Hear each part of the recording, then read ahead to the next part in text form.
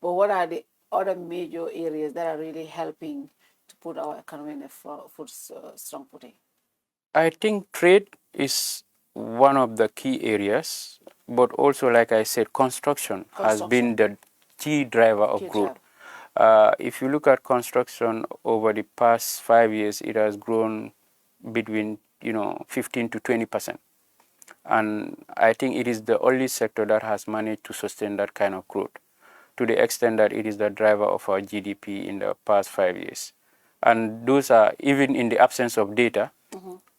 You are seeing it when you go out. Yeah. And this is both from the government and also from the private sector. From the government, we are seeing the kind of roads that are being built, but also from the private sector, we have seen the kind of infrastructure that is currently being done that has never been done in this country since independence or since history. Still, in that area, most of the material that we use for construction, we still buy them outside the country, and we're using different currencies that our dollars is not at par with. How does that balance? How does that measure that even though the construction is really prevalent in the country, but it's making any major impact in our economy?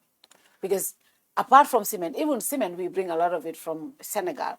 But recently there were some issues that it was boosting Jail and others and other local manufacturers, because there were a lot of taxes that you guys put on cement coming from outside the Gambia, and a lot of us believe that was you were trying to create a trade war between us and Senegal, and that was not even necessary. But yes, but apart from cement, what else do we buy from Gambia for construction? And how does that make our economy strong? When you look at economics, it's not about what you produce internally, but also what you bring at a competitive rate to be able to develop the economy. Okay. Even the US has a trade deficit, especially when it comes to their goods, account.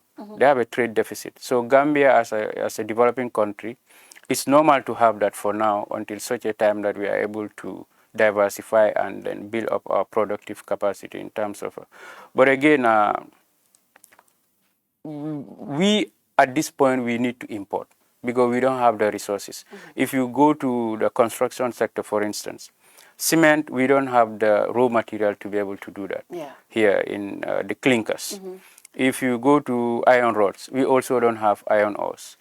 If you go to the white cement that they call platter, we also don't have all of these things. So even if we had all the money in the world, we cannot manufacture it here because the raw materials are not here. We have to bring them and then try, and sometimes if you look at it, it's not even cost effective to bring those things and start manufacturing because it becomes more expensive. So mostly we are doing rebagging here. Yeah, so those are the kind of issues we are facing.